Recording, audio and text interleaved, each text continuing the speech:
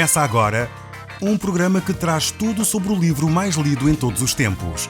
Apresentamos O Som do Livro.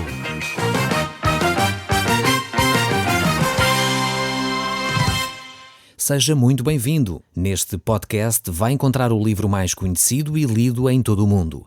Vamos levá-lo numa viagem pela história da humanidade. Este é um audiolivro para si, para a sua família e sociedade em geral. Contextualização e comentários de Paulo Chaveiro. Nós hoje vamos olhar para o capítulo 18 do livro de Números. Nos últimos programas nós dissemos que do capítulo 16 ao 19 iríamos encontrar casos realmente impressionantes. Seriam impressionantes porque se relacionavam com sacerdotes, com os líderes religiosos do povo de Israel.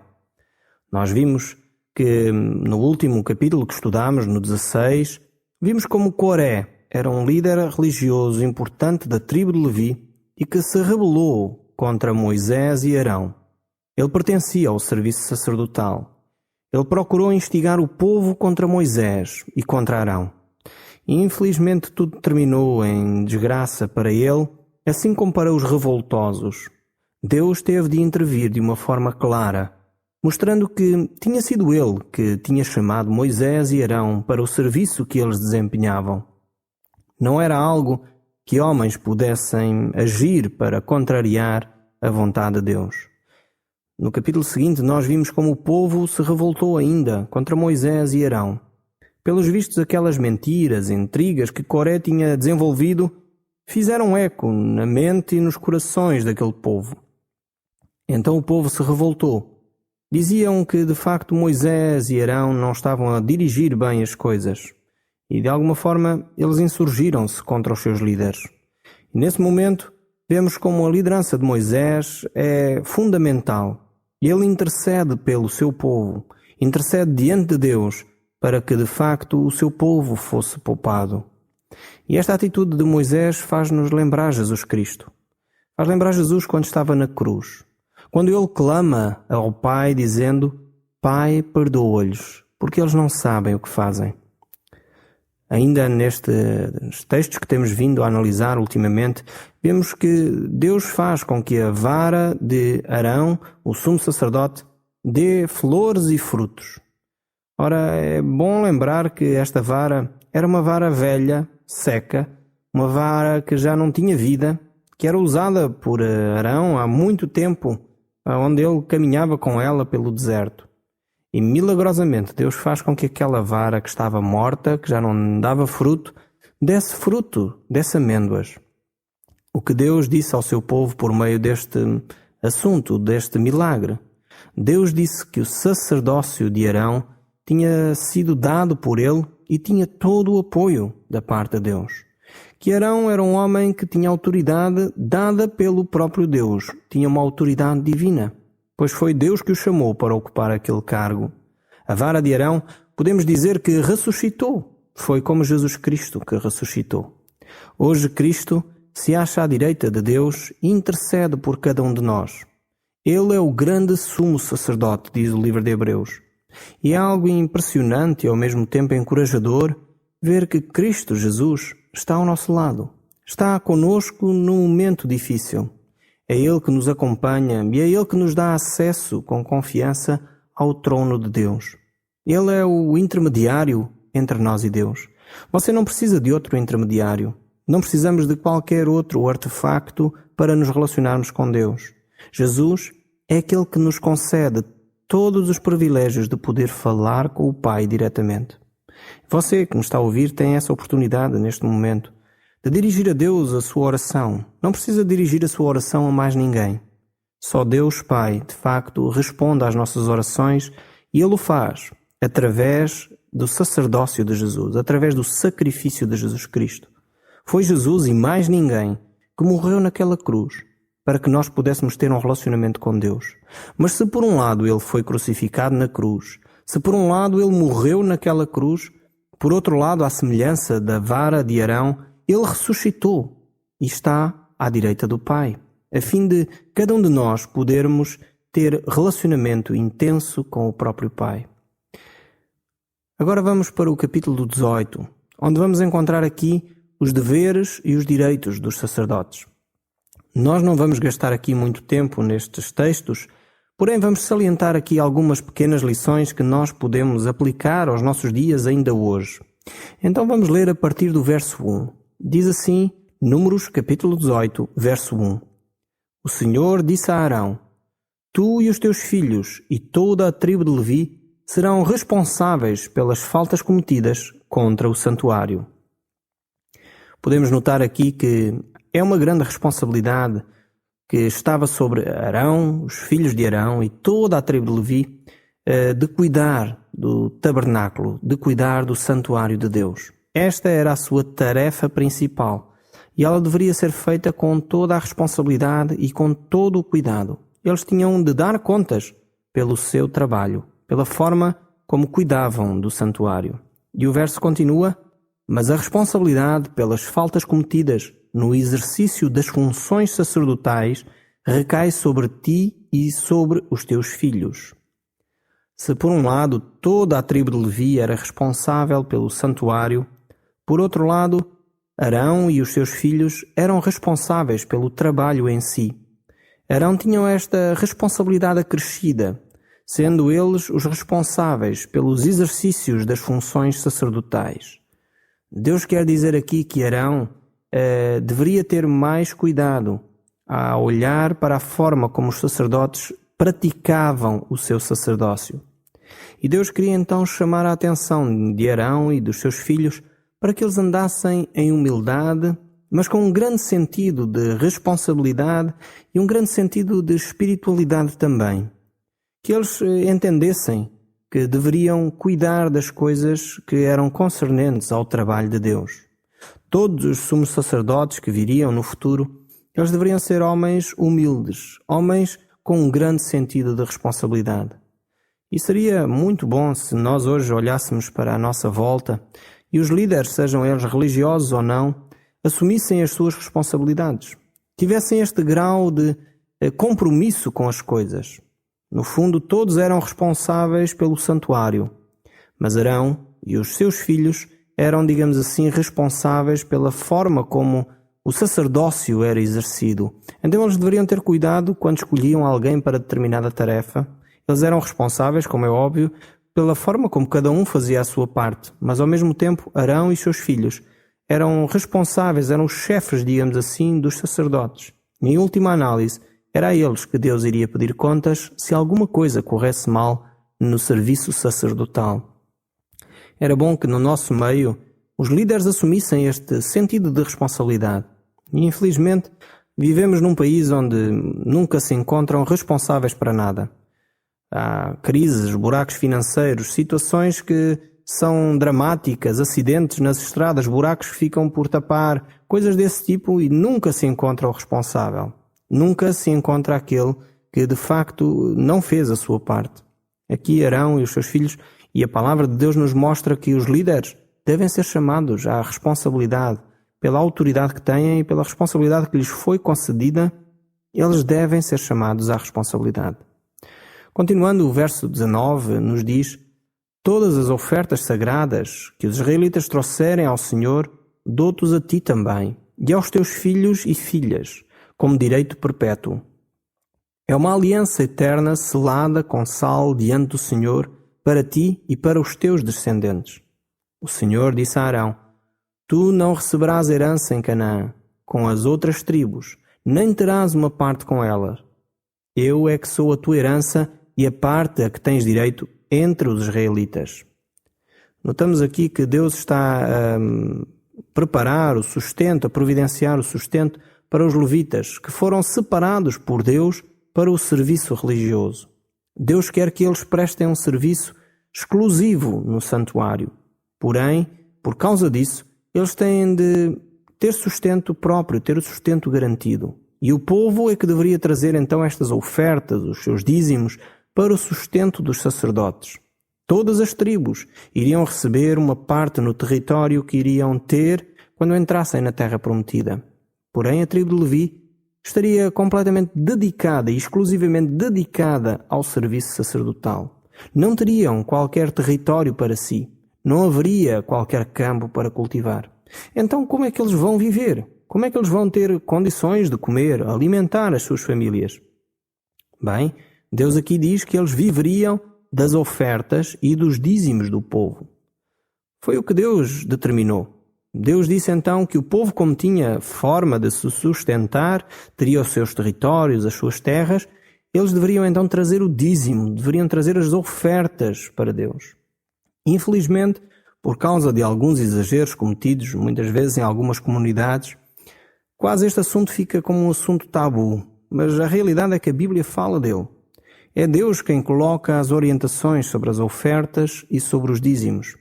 É Deus e os textos bíblicos que nos mostram como deveria ser feito este procedimento aqui. O objetivo era que os levitas não tivessem que mendigar, que os levitas pudessem de facto dedicar exclusivamente ao serviço de Deus. O objetivo era que os levitas não padecessem necessidades. Todo o povo iria ter um pedaço de terra. Todo o povo iria receber uma herança, digamos assim. No entanto, os levitas não iriam ter bens materiais nesse sentido. Eles deveriam depender exclusivamente de Deus e da obediência do povo às orientações de Deus.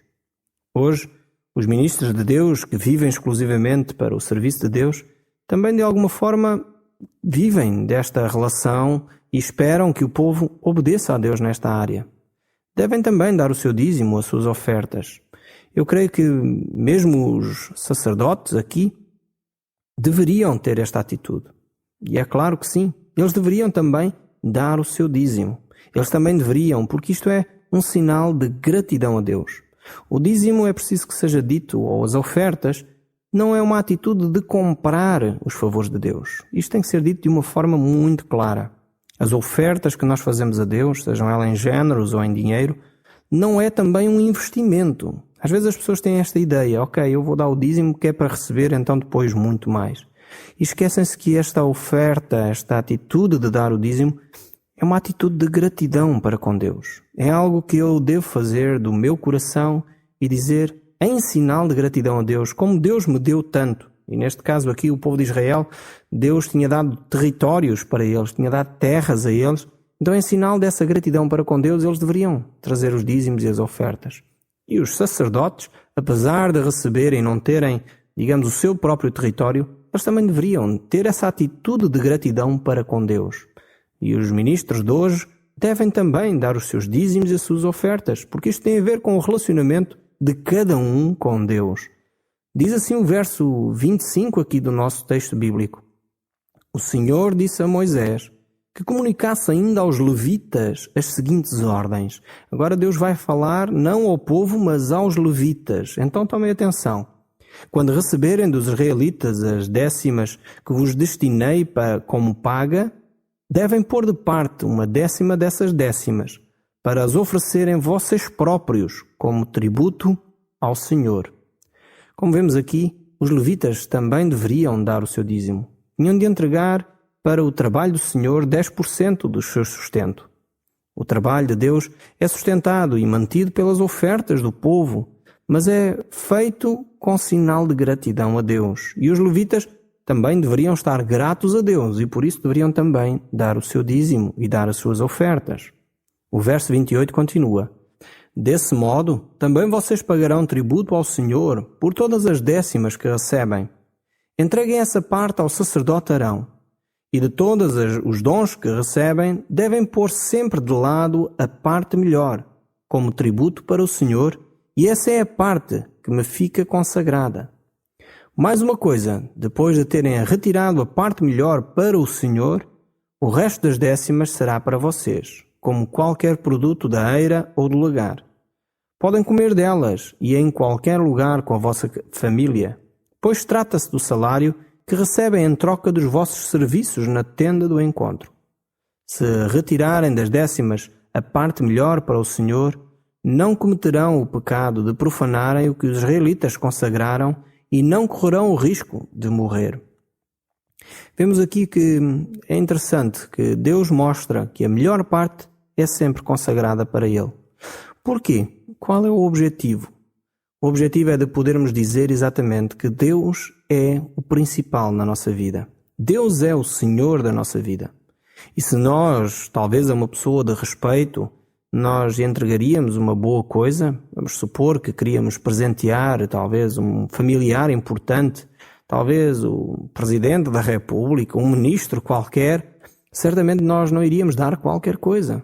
Por que é que com Deus teria de ser diferente? Então a atitude que Deus quer ver no nosso coração é essa atitude de respeito, de consideração. E por isso o melhor deveria ser separado para Deus. E aí nem os sacerdotes deveriam mexer. Depois dessa parte melhor ter sido separada para Deus, então sim, os sacerdotes poderiam retirar aquilo que era o seu sustento, aquilo que era o seu salário. Nós estamos a chegar agora ao capítulo 19, onde vamos encontrar um tipo de sacrifício bem interessante e diferente de todos aqueles que já temos abordado até aqui. Então vamos ler o primeiro verso deste capítulo 19 e ver este sacrifício aqui, um sacrifício diferente daqueles que temos notado. Diz assim o verso 1 do capítulo 19 do livro de Números: O Senhor deu a Moisés e a Arão as seguintes leis e preceitos. Ordena da minha parte aos israelitas que te tragam uma vaca vermelha que não apresenta absolutamente nenhum defeito e que ainda não tenha usado a canga. Entreguem-na ao sacerdote Eliezer, e ele leva para fora do acampamento e manda-a degolar na sua presença. Com o dedo molhado no sangue da vaca, Eliezer fará 7 vezes a expressão em direção da tenda do encontro. Mandará queimar a vaca na sua presença, fazendo arder a pele, a carne e o sangue e os intestinos. Depois, o sacerdote pega no ramo de cedro e de ensopo e no pano de púrpura e atira-o ao fogo onde arde a vaca. A seguir, o sacerdote lava a sua roupa, toma o banho ritual e voltará para o acampamento. Mas ficará impuro durante todo o dia. Aquele que estiver a queimar a vaca deve também lavar a sua roupa e tomar o banho ritual, mas ficará impuro durante todo aquele dia. Um homem ritualmente puro juntará as cinzas da vaca e irá colocá-las num lugar puro, fora do acampamento. A comunidade dos israelitas deve conservar estas cinzas para preparar a água da purificação, que equivale a um sacrifício pelos pecados. Aquele que foi juntar as cinzas da vaca deve lavar a sua roupa, mas permanecerá impuro durante todo aquele dia. Este ritual será válido para sempre, tanto para os israelitas como para os estrangeiros que vivem no meio deles. Quem tocar no cadáver de uma pessoa fica impuro durante 7 dias. No 3º e no 7º dia deve espargir-se com a água da purificação e então ficará puro. Se não fizer essa expressão, no 3º e no 7º dia não ficará puro. Aquele que tiver tocado no cadáver de uma pessoa e não se tiver purificado, profana o santuário do Senhor e deve ser expulso da comunidade dos israelitas. Uma vez que não se espargiu com a água da purificação, continuará impuro e a impureza continua a pesar sobre ele. Quando alguém morrer numa tenda, a lei é esta: todos os que entrem nessa tenda e todos os que lá se encontram ficam impuros durante 7 dias. Qualquer recipiente aberto que não esteja tapado fica impuro. Aquele que no campo tocar no cadáver de um homem assassinado ou morto de outra maneira, ou ainda em ossada humana, ou numa sepultura, ficará impuro durante 7 dias. Para purificar um homem impuro, coloca-se num recipiente um pouco de cinza da vaca queimada e sobre ela põe-se água corrente. Em seguida, um homem que esteja ritualmente puro mergulhará o ensopo nessa água e espargirá a tenda, os recipientes e todas as pessoas que lá se encontram. Espargirá igualmente aquele que tiver tocado num esqueleto, num cadáver de um assassinado ou em alguém que morreu de morte natural ou num sepulcro. Esta expressão de um homem impuro fica por um que seja ritualmente puro. Deve ser feita no 3º e no 7º dia. Depois da exparsão do 7º dia, ele deve lavar as suas roupas e tomar o banho ritual. E no fim daquele dia fica puro.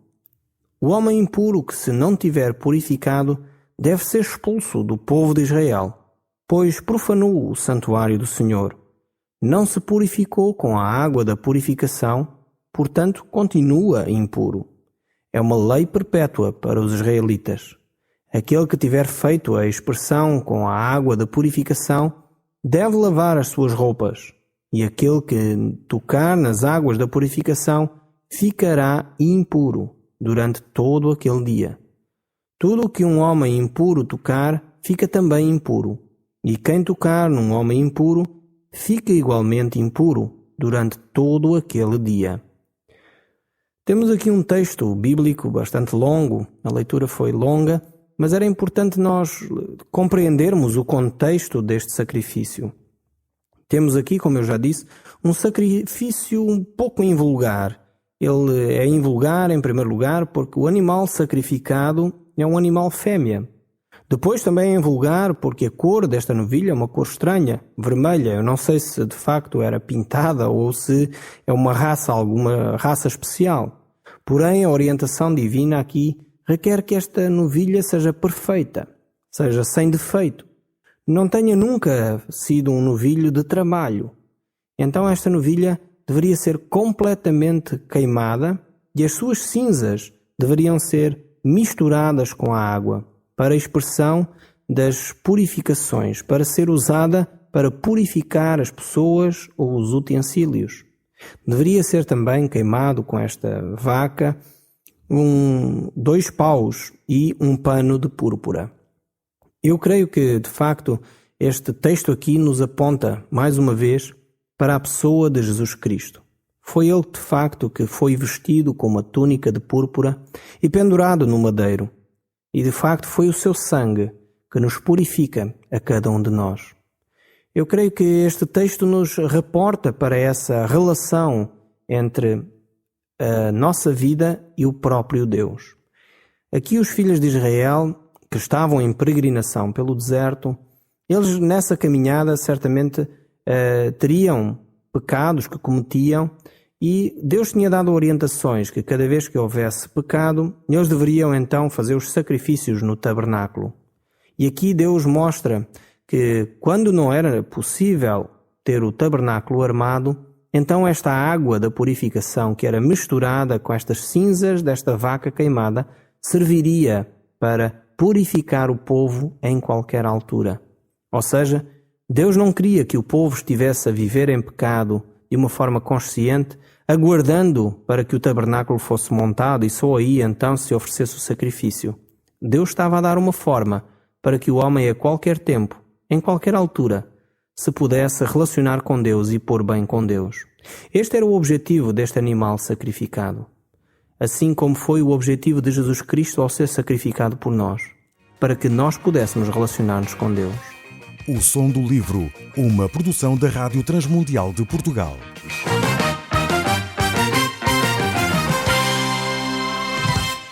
RTM. Conhece todos os nossos programas em rtmportugal.org. Uma produção da Rádio Transmundial de Portugal.